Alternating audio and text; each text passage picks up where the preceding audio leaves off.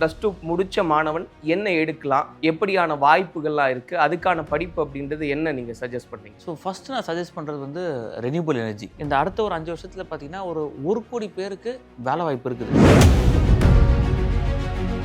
வெறும் நம்ம தியரி மாத்திரம் படிக்கிறது கிடையாது. அவங்க ப்ராக்டிக்கலாக இப்போ சோலார் பேனல் எப்படி இன்ஸ்டால் பண்ணுறது, விண்ட் எனர்ஜினா விண்ட் பவர் எப்படி ஜென்ரேட் பண்ணுறது, ஸோ எல்லாமே ஒரு ஹேண்ட்ஸ் ஆன் ட்ரைனிங் மூலயமா அவங்களுக்கு வந்து பயிற்சி கொடுக்குறோம். இதில் ரொம்ப முக்கியமாக என்னென்னா செகண்ட் செமிஸ்டர்லேருந்தே வந்து every semester up to 6th semester வரைக்கும் அவங்க வந்து கம்பெனியில் தான் இன்டர்ன்ஷிப் பண்ண போகிறாங்க. ஸோ அவன் அந்த யூஜி முடிச்சுட்டு போகும்போது ஒன்று அவன் படிச்சுட்டு இருக்கும்போதே சம்பாதிக்கிறதுக்கு ஒரு வாய்ப்பு கிடைக்குது, நம்பர் 1. நம்பர் 2, அவன் முடிச்சதுக்கப்புறமா is not a fresher, he will be a semi professional person when he goes into the industry. So நீங்கள் சொன்ன மாதிரி இந்த ஃபீல்டில் நான் எடுத்துட்டேன் அப்படின்னா இதை படிக்கிறேன், அதுக்கான வாய்ப்புகள் நிறையா இருக்குது அப்படிங்கும்போது எல்லாருடைய எதிர்பார்ப்பு எப்படி இருக்குன்னா ஒரு நல்ல சம்பளம் இருக்குமா அப்படின்றது. ஸோ ஆவரேஜாக எனக்கு தெரிஞ்சு 6 lakhs to 13 lakhs per annum வரைக்கும் ஒரு ஃப்ரெஷருக்கு கிடைக்க வாய்ப்பு இருக்குது.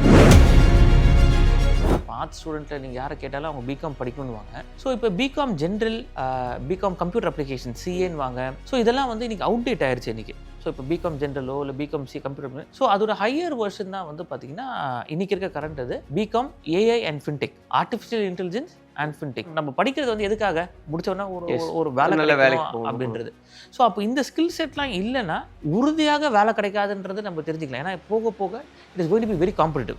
நான் ஜென்ரல் அக்கௌண்ட்ஸ் நான் தெரிஞ்சிருக்கேன், நான் இல்லை பேசிக்காக நான் ஃபினான்ஸ் படிச்சிருக்கேன், நான் இப்போ பிரின்சிபல்ஸ் ஆஃப் மேனேஜ்மெண்ட் படிச்சிருக்கேன் அப்படின்றத வச்சுட்டு நம்ம வந்து இதுக்கப்புறம் உங்களுக்கு வேலை கிடைக்கிறது கஷ்டமாக இருக்கும். ஏஐ வந்ததுனால கண்டிப்பாக நிறைய வேலைகளே இல்லாமல் போகும். இங்கே ஏஐ தெரியாமல் இருந்தால் இதுக்கப்புறம் உங்களுக்கு வேலையும் கிடைக்காது.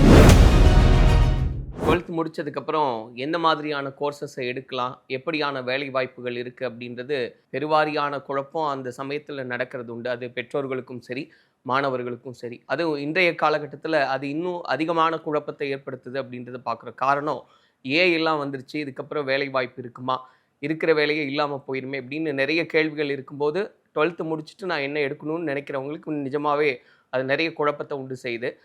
அதையெல்லாம் கடந்து இன்னைக்கு இருக்கக்கூடிய வாய்ப்புகள் எப்படி இருக்குது அப்படின்றத பற்றி தான் இன்றைக்கி பேசுகிறதா இருக்கும். அதுக்காக தமிழ்நாட்டின் முன்னணி பயிற்சி மையமான டேட்டியினுடைய சிஇஓவும் கல்வியாளருமான திரு ஜோஸ்வா ஜெரார்ட் நம்மோட இருக்கார். அவர்கிட்ட தான் பேசுகிறதா இருக்கும். பேசுவோம் சார். வணக்கம். வணக்கம் சார். நான் சொன்ன மாதிரி இன்றைக்கி இருக்கிற ஸ்டூடெண்ட்ஸும் சரி, பெற்றோர்களும் சரி, ஒரு தெளிவு கிடச்சிருக்கா, இன்றைக்கி நிறைய டெக்னாலஜியில் வளர்ந்துருக்கோம், ஸோ என்ன உண்டு அப்படின்றது கையளவில் தெரிஞ்சுக்கலாம் அப்படின்னு ஒரு சூழ்நிலை இருந்தாலும் கூட என்ன நம்ம எதிர்காலத்தை தீர்மானிக்க போகுது அப்படின்றத படிக்கிறது அப்படின்றத நிறைய கேள்விக்கு உட்படுத்துகிறாங்க. அந்த விதத்தில் இப்போ ஒரு +2 முடித்த மாணவன் என்ன எடுக்கலாம், எப்படியான வாய்ப்புகள்லாம் இருக்குது, அதுக்கான படிப்பு அப்படின்றது என்ன நீங்கள் சஜஸ்ட் பண்ணுறீங்க சார்? ஸோ ஃபஸ்ட்டு நான் சஜஸ்ட் பண்ணுறது வந்து ரெனியூபிள் எனர்ஜி. ஸோ இந்த ரெனியூபிள் எனர்ஜி வந்து பார்த்திங்கன்னா இன்றைக்கி வந்து இப்போ ரெனியூபிள் எனர்ஜி அசோசியேஷன் ஒன்று இருக்குது. அதில் வந்து என்ன சொல்லியிருக்காங்கன்னா இந்தியா ஃபுல்லாக இந்த அடுத்த ஒரு 5 வருஷத்தில் பார்த்திங்கன்னா ஒரு 1 கோடி பேருக்கு வேலை வாய்ப்பு இருக்குது. அவ்வளோ மேன் பவர் தேவைப்படுது அந்த டொமைனில். ஸோ இப்போ நம்ம பார்க்குற எல்லா ஆட்டோமொபைல்ஸ் வந்து பார்த்திங்கன்னா எல்லாமே எலக்ட்ரிக்கல் வெஹிக்கிளாக மாறப்போகுது. ஸோ அப்போ இருக்க பெட்ரோல் பங்க்ஸ்லாம் மோஸ்ட்டாக சார்ஜிங் ஸ்டேஷன்ஸாக சேஞ்ச் ஆக போகுது. நம்ம இன்றைக்கி லெட்டஸ்ட் இன்றைக்கி நம்ம எலக்ட்ரிசிட்டி வருது. இந்த எலக்ட்ரிசிட்டி எல்லாமே solar energy, wind energy, hydro power இந்த மாதிரி மாறப்போகுது. ஸோ அப்போ இதுக்கு தேவையான ஸ்கில்டு மேன் பவர் வந்து இன்றைக்கி இல்லை. ஸோ நார்மலாக ஒரு கோர்ஸ் படிக்கும்போது எதுக்கு படிக்க வராங்க, முடிச்சதுக்கப்புறமா ஒன்று அதில் வேலை கிடைக்கணும், இல்லை அது ஏதாவது ஒரு தொழில் ஆரம்பிக்க முடியும். ஸோ அப்போ பிஎஸ்சி ரெனியூபிள் எனர்ஜி படித்தாங்க அப்படின்னால் எனக்கு தெரிஞ்சு கட்டாயமாக ஒரு நல்ல ஒரு வேலை வாய்ப்போ இல்லை அந்த பிஸ்னஸ் பண்ணுறதுக்கு ஒரு நல்ல இன்றைக்கி ஸ்டார்ட் பண்ணுறவங்க ஒரு 3 வருஷம் கழிச்சு அவங்க கிராஜுவேட்டாக வெளில வரும்போது அதுக்கு ஒரு பெரிய எதிர்காலம் இருக்குதுன்னு நினைக்கிறேன். ஸோ அது இப்போ இந்தியா மாதிரி ஒரு நாட்டில் வந்து பார்த்திங்கன்னா சோலார் எனர்ஜின்றது இந்தியா ஃபுல்லாகவே யூஸ் பண்ண முடியும். இப்போ சில நாட்டில் வந்து பார்த்திங்கன்னா சில பகுதியில் மட்டும் தான் யூஸ் பண்ண முடியும். ஸோ இந்த சோலார், விண்ட் பவர், ஹைட்ரஜன் இது எல்லாமே வந்து இந்தியா ஃபுல்லாகவே வந்து ஒரு பெரிய டிமாண்டாக இருக்கும். நிறைய கவர்மெண்ட் அண்ட் கார்ப்பரேஷன்ஸ் மிகப்பெரிய நிறுவனங்கள்லாம் இதில் இன்வெஸ்ட் பண்ணுறாங்க. எஸ், நீங்கள் சொன்ன மாதிரி இதுக்கான வாய்ப்பு எப்படி இருக்குன்றத நம்ம பார்க்கும்போதே புரிஞ்சுக்கிறோம். இப்போவே அது ஆரம்பிச்சிச்சு அப்படின்னு. இனி வரக்கூடிய காலத்தில் எவ்வளோ குயிக்காக இதுக்கான சேஞ்சஸ் அப்படின்றது பார்க்க முடியும், அதுக்கு எப்படி நம்ம தயார்படுத்துகிறோம் இந்த கோர்ஸ் மூலமாக? ஸோ இப்போ இந்த கோர்ஸில் வந்து என்னென்னா it is a hands on training. So இது வந்து வெறும் நம்ம தியரி மாத்திரம் படிக்கிறது கிடையாது. அவங்களுக்கு ப்ராக்டிக்கலாக இப்போ சோலார் பேனல் எப்படி இன்ஸ்டால் பண்ணுறது, விண்ட் எனர்ஜினா விண்ட் பவர் எப்படி ஜென்ரேட் பண்ணுறது, ஸோ எல்லாமே ஒரு ஹேண்ட்ஸ் ஆன் ட்ரைனிங் மூலிமா அவங்களுக்கு வந்து பயிற்சி கொடுக்குறோம். இதில் ரொம்ப முக்கியமாக என்னென்னா செகண்ட் செமிஸ்டர்லேருந்தே வந்து every semester up to 6th semester வரைக்கும் அவங்க வந்து கம்பெனியில் தான் இன்டர்ன்ஷிப் பண்ண போகிறாங்க. ஸோ இப்போ ஒரு ஸ்டூடெண்ட்டுக்கு மிகப்பெரிய சேலஞ்ச் என்ன, அவன் படித்து முடிச்ச அப்புறம் ஒரு ஃப்ரெஷராக இருக்கான்றது தான் அவனுக்கு இருக்க மிகப்பெரிய சேலஞ்ச். ஸோ அப்போ நம்ம இந்த பிஎஸ்சி ரெனியூபிள் எனர்ஜியில் என்ன பண்ணுறோன்னா, அவனை ஒரு 4-5 டிஃப்ரெண்ட் கம்பெனிஸ்க்கு இன்டர்ன்ஷிப் அனுப்பிச்சி விட்றோம். ஸோ அவன் அந்த யூஜி முடிச்சுட்டு போகும்போது ஒன்று அவன் படிச்சுட்டு இருக்கும்போதே சம்பாதிக்கிறதுக்கு ஒரு வாய்ப்பு கிடைக்குது, நம்பர் 1. நம்பர் 2, அவன் முடிச்சதுக்கப்புறமா is not a fresher, he will be a semi professional person when he goes into the industry. ஏற்கனவே அந்த இண்டஸ்ட்ரியை பற்றி அவனுக்கு தெரிஞ்சிருக்கும். அவன் இன்டர்ன்ஷிப் பண்ண கம்பெனியே அவனுக்கு வேலைக்கு அவனை ரெக்ரூட் பண்ணுறதுக்கும் வாய்ப்பு இருக்குது. ஸோ இப்போ பிஎஸ்சி ரெனியூவபிள் எனர்ஜி அப்படின்னு நம்ம பேசும்போது டேட்டியில் தான் அது அவைலபிள் அப்படின்னு கேள்விப்பட்டேன். அது அது அதுக்கான என்கொயரிஸ் அப்படின்றது எப்படி இருக்குது, ஸ்டூடெண்ட்ஸோடைய அந்த எதிர்பார்ப்பு அப்படின்றதெல்லாம் எப்படி இருக்குது, அது புரிஞ்சுக்கிறாங்களா இவ்வளோ வாய்ப்புகள் இருக்குது? ஸோ நம்ம இந்த பிஎஸ்சி ரெனியூபிள் எனர்ஜி 2 இடத்துல நம்ம இதை நடத்துகிறோம். நம்ம ஒன்று வந்து பார்த்திங்கன்னா ஸ்ரீபெரும்புதூரில் வந்து சென்ட் ஜோசப்ஸ் யூனிவர்சிட்டி அப்படின்னு சொல்லி நம்ம யூனிவர்சிட்டியில் இருக்குது பிஎஸ்சி ரெனியூபிள் எனர்ஜி. அதே மாதிரி தஞ்சாவூரில் வந்து பார்த்திங்கன்னா பெரியார் மணிமை யூனிவர்சிட்டியில் பிஎஸ்சி ரெனியூபிள் எனர்ஜி இருக்குது. ஸோ தமிழ்நாட்டில் இந்த 2 இடத்துல மாத்திரம் தான் பிஎஸ்சி ரெனியூபிள் எனர்ஜி இருக்குது. ஸோ அதனால வந்து என்னென்னா லிமிடெட் நம்பர் ஆஃப் சீட்ஸ் இருக்குது. ஃபர்ஸ்ட் கம் ஃபர்ஸ்ட் சர்வ் பேசிஸில் வந்து நம்ம பண்ணிகிட்டு இருக்கோம். தமிழ்நாட்டில் வேறு எங்கேயுமே பிஎஸ்சி ரெனியூபிள் எனர்ஜி கிடையாது. ஸோ லிமிடெட் சீட்ஸ் தான். ஆமாம். ஸோ சென்னையில் வந்து ஸ்ரீபெரும்புதூரில் இருக்குது, தஞ்சாவூரில் பெரியார் மணிமை யூனிவர்சிட்டியில் இருக்குது. ஸோ நீங்கள் சொன்ன மாதிரி இந்த ஃபீல்டில் நான் எடுத்துட்டேன் அப்படின்னா இதை படிக்கிறேன், அதுக்கான வாய்ப்புகள் நிறையா இருக்குது அப்படிங்கும்போது எல்லாருடைய எதிர்பார்ப்பு எப்படி இருக்குன்னா ஒரு நல்ல சம்பளம் இருக்குமா அப்படின்றது. ஸோ அந்த விதத்தில் எந்த மாதிரியான வாய்ப்புகள் இருக்குது, எங்கெல்லாம் உண்டு, இந்தியா தவிர்த்து மற்ற இடங்கள் அப்படின்றதெல்லாம் பார்க்கலாம். இல்லை, இன்றைக்கி வேர்ல்டு ஃபுல்லாகவே எடுத்துக்கிட்டிங்கன்னா எல்லாருமே ஒரு க்ரீன் எனர்ஜி, நம்ம வந்து இன்றைக்கி சஸ்டைனபிள் கோல்ஸ் எஸ்டிடின்னு வாங்க இது பண்ணுறதுக்கு. ஸோ இந்த சஸ்டைனபிள் கோல்ஸ் டெவலப்மெண்ட்டை நோக்கி என்டையர் யூஎன்ஏ வந்து என்டையர் குளோபலி நம்ம எல்லாருமே வந்து எந்த அளவுக்கு நம்ம க்ளீன் எனர்ஜி, இந்த பெட்ரோலியம் இல்லாமல் எந்த அளவுக்கு பொல்யூஷன் இல்லாமல் எடுத்துகிட்டு போகணுன்னு பார்க்குறாங்க. ஸோ அப்போ நீங்கள் எடுத்துக்கிட்டிங்கன்னா அக்ராஸ் த குளோப் இதுக்கு ஸ்கில்டு மேன் பவர் தேவை. ஸோ இது வெறும் இந்தியாவுக்குள், நான் இப்போ இந்த 1 கோடி வேலை வாய்ப்பு இருக்குதுன்னு சொல்கிறது இந்தியாவுக்குள்ளே மட்டும். நீங்கள் என்டையர் வேர்ல்டுக்கே இதுக்கு ஒரு பெரிய சேஞ்சஸ் இருக்குது. ஏன்னா world has to adapt to renewable energy.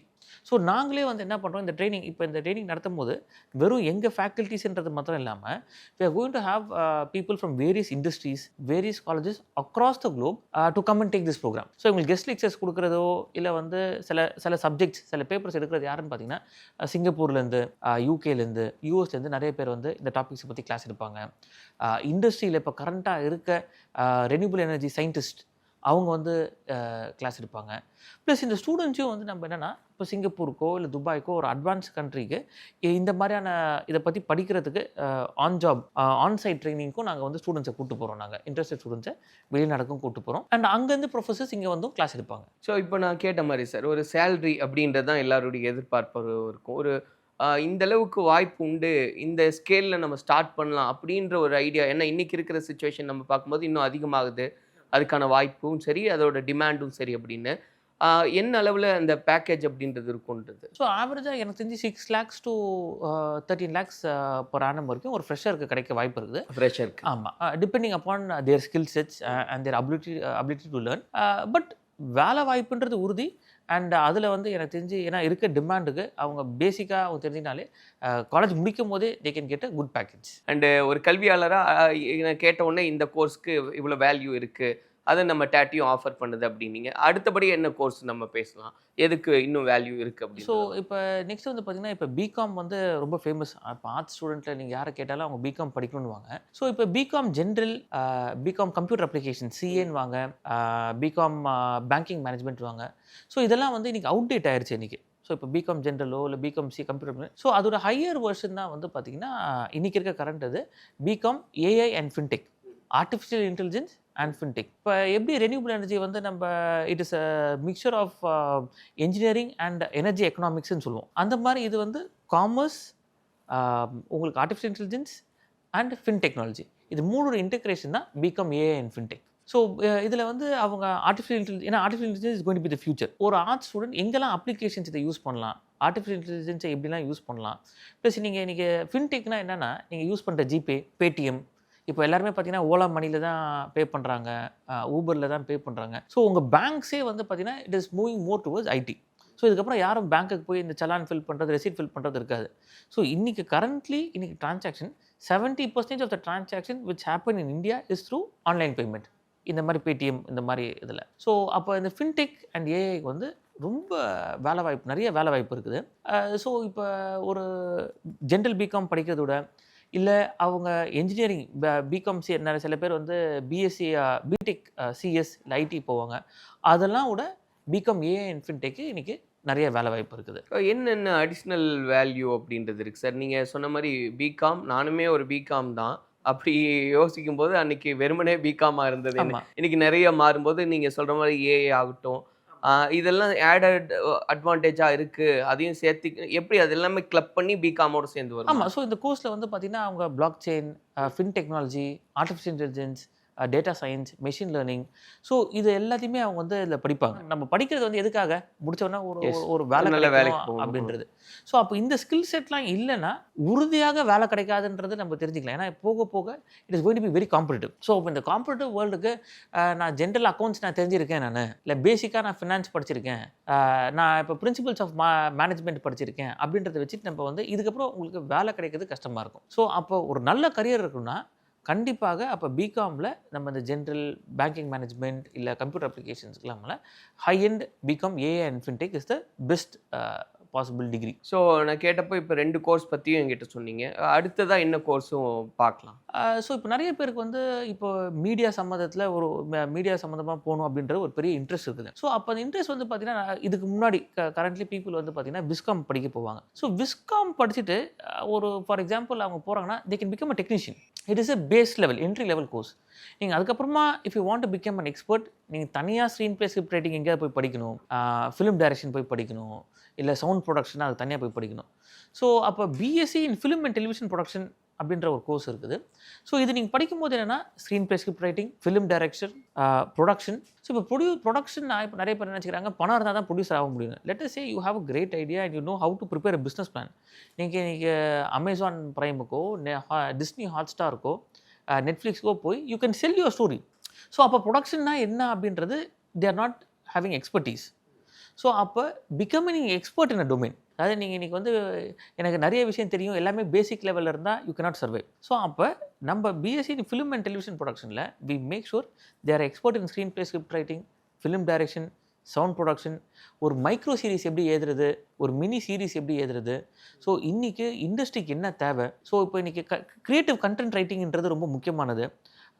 இப்போ நீங்கள் இந்த ஷார்ட்ஸ் ரீல்ஸ் எல்லாம் பார்த்துருப்பாங்க, எல்லாம் இப்போ வெர்டிக்கல் வீடியோவாக மாறுது.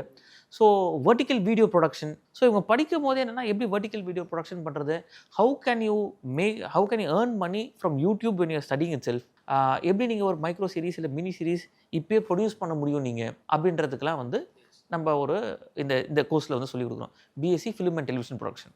சொன்ன மாதிரி இப்போ ஒரு ரீல்ஸ் ஷார்ட்ஸில் ஆரம்பித்து நம்ம ஒரு மூவி மேக்கிங் வரைக்கும் எல்லாமே நம்ம கட்டாயமாக எந்த மாதிரி இருக்கும் சார்? ஏன்னா இப்போ விஸ்காம் நம்ம அப்படி பேசும்போது அதுலேயுமே இது எல்லாமே இருக்கே, இன்னைக்கு நம்ம இதையும் பார்த்து லேர்ன் பண்ணிக்கிறோம் அப்படிங்கும்போது அதில் இல்லாதது எக்ஸ்பர்ட்ஸ் அதை வந்து டீச் பண்ணுவாங்களா? எப்படி இருக்கும் அந்த என்விரான்மெண்ட்? ஸோ வெறும் டெக்ஸ்ட் புக் ட்ரைனிங் அப்படின்றது இல்லாமல் வந்து நடத்துகிறவங்களே வந்து இண்டஸ்ட்ரியிலேருந்து இப்போ வேரியஸ் ரினவுண்ட், இப்போ ஃபார் எக்ஸாம்பிள் ஆக்டிங் கோர்ஸ் நம்ம அதில் ரன் பண்ணுறோம் அப்படின்னா வேரியஸ் ரினவுண்ட் ஆக்டர்ஸ் கூட்டுப்பட்டதுலேருந்து இந்த மாதிரி various renowned people are going to come. Film ப்ரொடக்ஷன்னா அந்த டிஸ்ட்ரிபியூஷன் ஹவுஸ்லேருந்து மக்கள் வர போகிறாங்க அது போன்ற கிளாஸ் எடுக்கிறதுக்கு.